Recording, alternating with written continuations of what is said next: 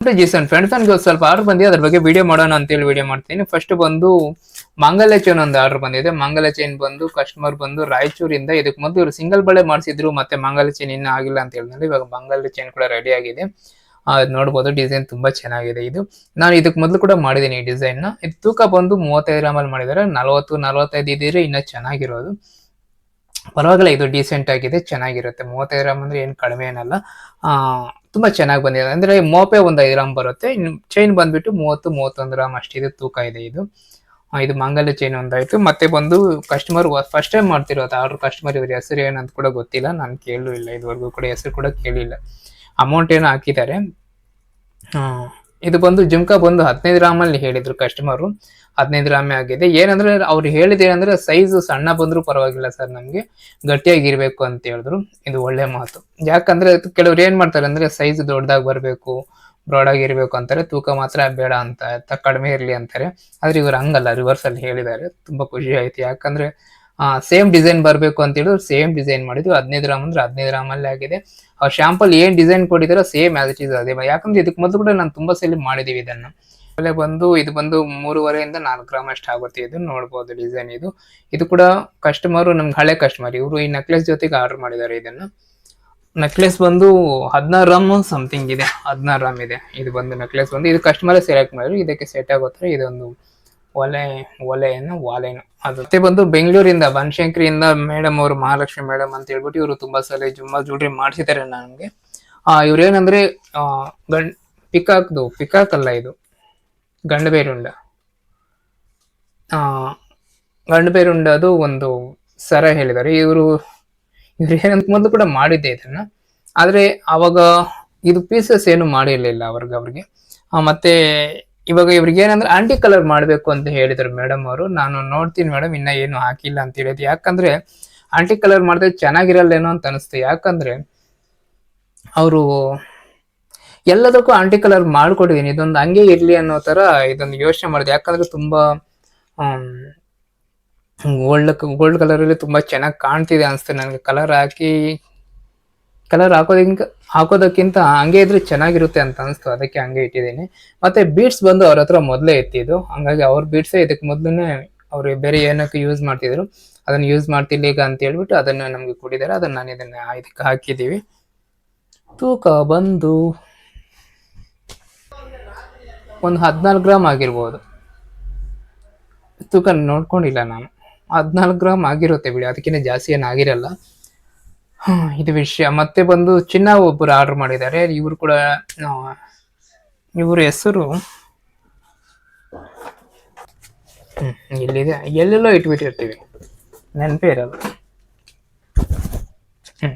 ಇದು ಬಂದು ಶಿಲ್ಪಾ ಅಂತ ಹೇಳ್ಬಿಟ್ಟು ಇವರು ಮೇಡಮ್ ಅವರು. ಇವರು ಬಂದು ಫ್ಯಾಕ್ಟ್ರಿ ಗೇಟ್ ಅಂತಿದೆ ನಮ್ಮೂರಿಂದ, ಅಂದ್ರೆ ಚಿಂತಾಮಣಿಗೂ ಹೊಸಕೋಟೆಗೂ ಮಧ್ಯದಲ್ಲಿ ಬರುತ್ತೆ ಇದು. ಇದಕ್ ಮೊದಲು ಕೂಡ ಇವರು ಜ್ಯುವೆಲ್ರಿ ತುಂಬಾ ಅಂದ್ರೆ 1-2-3 ಜ್ಯುವೆಲ್ರಿ ಮಾಡ್ಸಿರ್ತಾರೆ. ಇವ್ರಿಗೆ ಯಾವಾಗ್ಲೂ ಕೂಡ ಚಿನ್ನಾನೇ ತೆಗಿತಿರ್ತಾರೆ. ಯಾವಾಗ್ಲೂ ಕೂಡ ಜ್ಯುವೆಲ್ರಿ ಮಾಡಿಸೋದಕ್ಕಿಂತ ಇವ್ರು ಜಾಸ್ತಿ ಚಿನ್ನಾನೇ ತೆಗಿತಿರ್ತಾರೆ. ಯಾಕಂದ್ರೆ ಇವಾಗ ಚಿಕ್ಕ ಮಕ್ಳಿದ್ದಾರೆ, ಅವ್ರಿಗೆ ಎತ್ತಿಡ್ಬೇಕು ಅನ್ನೋ ಉದ್ದೇಶದಿಂದ ಯಾವಾಗ ನೋಡಿದ್ರು ಇವ್ರು ಚಿನ್ನಾನೇ ಕೇಳ್ತಿರ್ತಾರೆ, ರೇಟ್ಗಳು ಕೇಳ್ತಿರ್ತಾರೆ. ಲಾಸ್ಟ್ ಟೈಮ್ ಇವ್ರಿಗೆ ಡೆಲಿವರಿ ಕೊಡಕ್ ಹೋಗಿ ನನ್ನ ಕಾರ್ ಕೂಡ ಆಕ್ಸಿಡೆಂಟ್ ಆಯ್ತು. ಇವ್ರು ಮತ್ತೆ ಆರ್ಡರ್ ಮಾಡಿದಾಗ ನನ್ಗೆ ಅದೇ ನೆನಪು ಬಂತು. ಮತ್ತೆ ನಾನು ಹೇಳಿದ್ದೆ ತಂದು ಕೊಡ್ತೀನಿ ಅಂತ, ಅದೇ ಜಾಗದಲ್ಲಿ ಡೆಲಿವರಿ ಕೊಡೋಣ ಅಂತ. ಬೇಡ ಸರಿ ನಾವೇ ಕೇರ್ಪುರಂ ಬರ್ತೀವಿ ಅಂತ ಹೇಳಿದ್ರು. ಇವತ್ತು ಬರ್ತಾರೆ, ಡೆಲಿವರಿ ಕೊಡ್ತೀವಿ. ಇವತ್ತು ತುಂಬಾ ದಿನ ಆಯ್ತದ ಅಮೌಂಟ್ ಆಗ್ಬಿಟ್ಟು ನನಗೆ. ಸುಮಾರು ಅಂದ್ರೆ ಹತ್ರ 1 ತಿಂಗಳ ಮೇಲೇನೆ ಆಗ್ತಿದೆ ಅನ್ಸುತ್ತೆ ಇವರು ಅಮೌಂಟ್ ಆಗ್ಬಿಟ್ಟು ನನಗೆ. ಅಂದ್ರೆ ಅವತ್ತು ರೇಟ್ಗೆ ಎಷ್ಟು ಬರುತ್ತೋ ಅಷ್ಟು ಚಿನ್ನ ಕೊಡಿ ಅಂತ ಹೇಳಿದ್ರು. 6 ಗ್ರಾಮ್ ಇದೆ ಇದು. ನೋಡೋಣ, ಇದು ಇವತ್ತು ಡೆಲಿವರಿ ಕೊಟ್ಬಿಡ್ತೀನಿ ಇದನ್ನ. ಇದೆಲ್ಲ ಇಷ್ಟೇ ಜ್ಯುವೆಲ್ರೀಸು. ಮತ್ತೆ ಬಂದು ಉಂಗುರ ಒಂದು ಹೇಳಿದ್ದಾರೆ ಕಸ್ಟಮರು, ಹೊಸ ಕಸ್ಟಮರ್. ಇವರು ಬೆಂಗಳೂರಿಂದ ಹುಡ್ಕೊಂಡು ಬಂದು ಆರ್ಡರ್ ಮಾಡಿದ್ದಾರೆ, ಅದೊಂದಿದೆ. ಇದ್ರ ಬಗ್ಗೆ ಎಲ್ಲಾನು ವಿಡಿಯೋ ಮಾಡ್ತೀನಿ. ವಿಡಿಯೋ ಅಂದ್ರೆ ಜಾಸ್ತಿ ಅಂತ ತೋರ್ಸಕ್ ಹೋಗಲ್ಲ ಇವ್ರೆ, ಯಾಕಂದ್ರೆ ಫೋಟೋಸ್ ತೋರಿಸ್ಬಿಡ್ತೀನಿ, ಬೇಗ ಹೇಳ್ಬಿಡ್ತೀನಿ. ಅರ್ಥ ಮಾಡ್ಕೊಳ್ಳಿ. ತೂಕಗಳ ಮತ್ತೆ ಕರಿಮಣಿ ಚೈನ್ ಒಂದಿದೆ.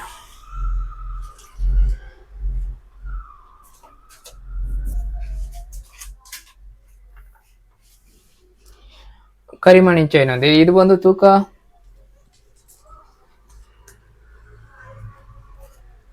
10 ಗ್ರಾಮ್ ಇರ್ಬೋದು ಅನ್ಸುತ್ತೆ. ಮರ್ತೋಗಿದ್ದೀನಿ. ಇಲ್ಲಿ ಏನಾಗುತ್ತೆ ಅಂದ್ರೆ ಕಸ್ಟಮರ್ ಹೇಳಿರ್ತಾರೆ, ಒಂದು ನಮ್ಗೆ ಡಿಸೈನ್ ಹೇಳಿರ್ತಾರೆ. ಸರಿ ಮೇಡಮ್ ನಾನು ಮಾಡ್ಕೊಡ್ತೀನಿ ಅಂತ ಹೇಳಿರ್ತೀನಿ. ಏನಾಗಿರುತ್ತೆ ಅಂದ್ರೆ ಒಂದ್ 2-3 ಸಲ ಜ್ಯೂಲ್ರಿ ಮಾಡಿಸ್ಮೇಲೆ ನಂಬಿಕೆ ಬಂದ್ಬಿಟ್ಟಿರುತ್ತೆ. ಆ ತೂಕಗಳು ಕೂಡ ನೋಡಲ್ಲ ಒಂದೊಂದ್ಸಲಿ. ನಾನು ಕೆಲ್ಸಗಾರಿಗೆ ಹೇಳ್ಬಿಡ್ತೀನಿ ಈ design same as it is ಮಾಡ್ಬಿಡು ಅಂತ. ಒಂದೊಂದ್ಸಲಿ ಹೇಳಿರ್ತಾರೆ, ಕೇಳಿರ್ತಾರೆ ತೂಕ ಎಷ್ಟು ಮಾಡ್ಬೇಕಂತ. ತೂಕದ ಬಗ್ಗೆ ನೋಡ್ಬೇಡ, ಏನಿದೆಯೋ ಅದು ಮಾಡು ಅಂತ ಹೇಳಿರ್ತೀನಿ ಒಂದೊಂದ್ಸಲಿ. ಹಂಗಾಗಿರುತ್ತೆ. ಆತರ ಇದು ಹಂಗೆ ಆಗಿದೆ. ತೂಕ ನೋಡ್ಕೊಂಡಿಲ್ಲ ನಾನು ಇದುವರೆಗೂ ಕೂಡ. ಕಸ್ಟಮರ್ ಏನ್ ಹೇಳಿದಾರೆ ಅಂತ ಕೂಡ ಗೊತ್ತಿಲ್ಲ. ಮತ್ತೆ ಇನ್ನೊಂದ್ರೆ ಈ ಕಸ್ಟಮರ್ ಆರ್ಡರ್ ಮಾಡಿದ್ಮೇಲೆ ಅಮೌಂಟ್ ಆಗ್ಬಿಟ್ಟಿದ್ದಾರೆ, ನನ್ಗೆ ಡಿಸೈನ್ ಕಳ್ಸಿದ್ದಾರೆ, ನಾನು ಮರ್ತೋಗ್ಬಿಟ್ಟಿದ್ದೀನಿ. ಇದು ಯಾಕಂದ್ರೆ ಒಂದು ವಾರ ಮುಂಚೆನೆ ಕೊಡ್ಬೇಕಾಗಿತ್ತು. ಇದು ಇವತ್ತು ರೆಡಿ ಆಗೋಗಿದೆ, ಬೇಗ ಬೇಗ ಮಾಡಕ್ ಹೇಳಿದೀನಿ, ಮಾಡ್ಬಿಟ್ಟಿದ್ದಾರೆ. ಕೊಟ್ಬಿಡ್ತೀರಿ. ಮಂಗಳಸೂತ್ರ ಕರಿಮಣಿಗಳೆಲ್ಲ ಲೆಸ್ ಆಗಿ ನನ್ನ ಪ್ರಕಾರ ಬಂದ್ರೆ ಒಂದು 10-12 ಗ್ರಾಮ್ ಬರ್ಬೋದು ಇವ್ರೆ. ಅದು ಇದು ವಿಷಯ ಇಷ್ಟೇ, ಇನ್ನೇನಿಲ್ಲ. ನಿಮ್ಗೆ ಏನಾದ್ರು ಬೇಕಿದ್ರೆ ಯೋಚನೆ ಮಾಡ್ಕೊಂಡು ಕೂತ್ಕೊಂಡು ಇರಬೇಡಿ. G7 ಬಂದು ಆರ್ಡರ್ ಮಾಡಬೇಡಿ. ಕರೆಕ್ಟು ಟಿ ಒಂದು ಸೌಂಡ್ ಬಂತು.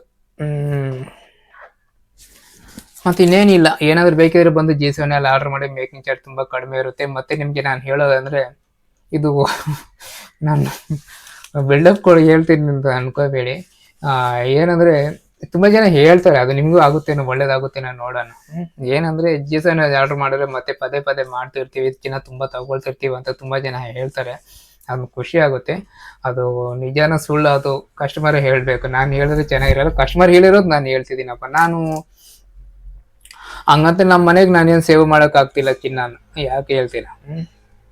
ಅಂದ್ರೆ ಮಾಡಿದೀನಿ, ಮಾಡದೆ ಏನಿಲ್ಲ. ಆದ್ರೆ ಖರ್ಚುಗಳು ಹಂಗಿದೆ, ಭಯಂಕರವಾಗಿದೆ ಖರ್ಚುಗಳು. ಹಂಗಾಗೋಗ್ತಿರುತ್ತೆ, ಏನ್ ಆಗಲ್ಲ. ದೇವ್ರು ಕೊಡ್ತಾನೆ, ನಾವು ಇಸ್ಕೋಬೇಕು. ಇಷ್ಟೇ. ಇವೆಲ್ಲ ಜ್ಯುವೆಲ್ರೀಸ್ ಎಲ್ಲ ಇವತ್ತು ಡೆಲಿವರಿ ಕೊಡಬೇಕು. ಇಷ್ಟೂ ಜ್ಯುವೆಲ್ರಿ ಡೆಲಿವರಿ ಕೊಡಬೇಕು. ಇದ್ರ ಜೊತೆಗೆ ಇನ್ನ ಉಂಗುರ ಒಂದಿದೆ, ಇನ್ನ ಚಿನ್ನ ಆರ್ಡರ್ ಇದೆ. ಇದೆಲ್ಲ ಡೆಲಿವರಿ ಕೊಡಬೇಕು. ಮತ್ತೆ ಏನಾಗ್ತಿದೆ ಅಂದ್ರೆ ತುಂಬಾ ಜನ ನನ್ನ ಕೇಳ್ತಿರೋದು ಏನಂದ್ರೆ, ಸರ್ KR ಪುರಮದಲ್ಲಿ ಭಾನುವಾರ ಬಿಟ್ರೆ ಮತ್ತೆ ಯಾವಾಗ ಸಿಗ್ತೀರಾ ಅಂತ ತುಂಬಾ ಜನ ಕೇಳ್ತಾರೆ. ಮತ್ತೆ ಬೇರೆ ದಿನಗಳಲ್ಲಿ ನಮ್ಗೆ ಸಿಗ್ತೀರಾ ಅಂತ ಕೇಳ್ತಾರೆ. ದಯವಿಟ್ಟು ಅರ್ಥ ಮಾಡ್ಕೊಳ್ಳಿ.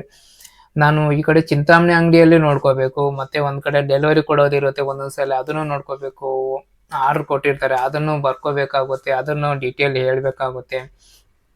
ಅಲ್ಲಿಗೂ ಕೂಡ ತುಂಬಾ ಏನು ಅಷ್ಟು ಸೀರಿಯಸ್ ಆಗಿ ನಾನೇನ್ ತಗೊಳ್ತಿಲ್ಲ. ಅದೇ ಕೆಲ್ಸವಾಗಿ ಅಲ್ಲಿ ಬಂದು ಇಲ್ಲಿ ಬಂದು ಆತರ ಅಂತ ಏನು ಸೀರಿಯಸ್ ಆಗಿ ತಗೊಳ್ತಿಲ್ಲ. ಏನಂದ್ರೆ ತುಂಬಾ ತಾಳ್ಮೆ ಕಳ್ಕೊಂಡ್ಬಿಡ್ತೀವಿ, ತುಂಬಾ ಓಪಿಕೆ ಇರಲ್ಲ.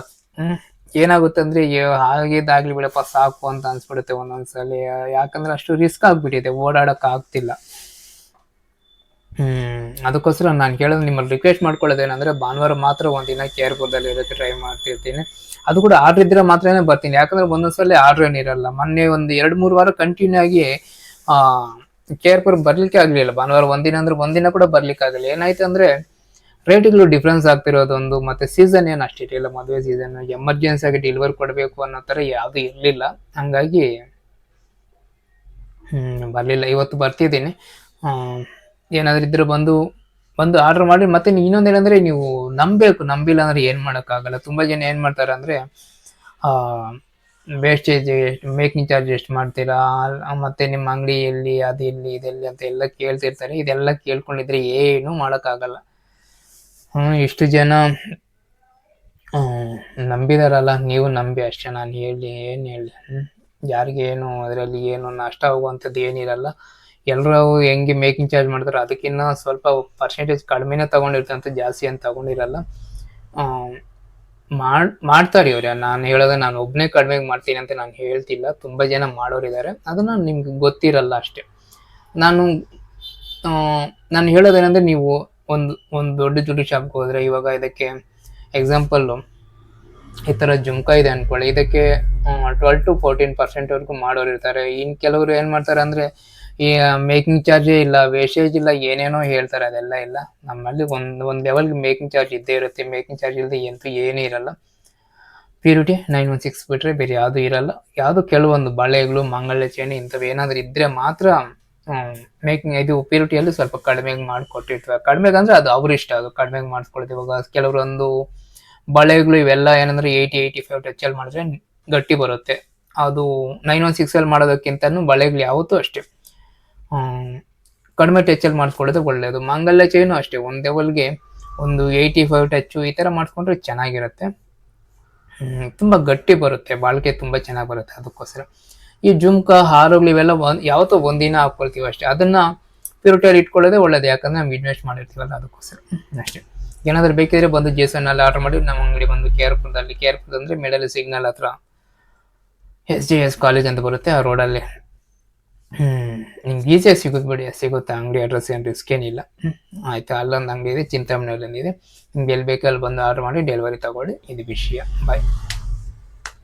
ಚಾನಲ್ನ ಸಬ್ಸ್ಕ್ರೈಬ್ ಮಾಡ್ಕೊಳ್ಳಿ. ಈ ಥರ ಹೊಸ ಹೊಸ ವಿಡಿಯೋಗಳು ಏನಾದರೂ ಬಂದರೂ ನಾನು ನಿಮಗೆ ತೋರಿಸ್ತಿರ್ತೀನಿ, ಜೂಟಿಯ ಬಗ್ಗೆ, ಅದ್ರ ಬಗ್ಗೆ ಡೀಟೇಲ್ ಹೇಳ್ತಿರ್ತೀನಿ.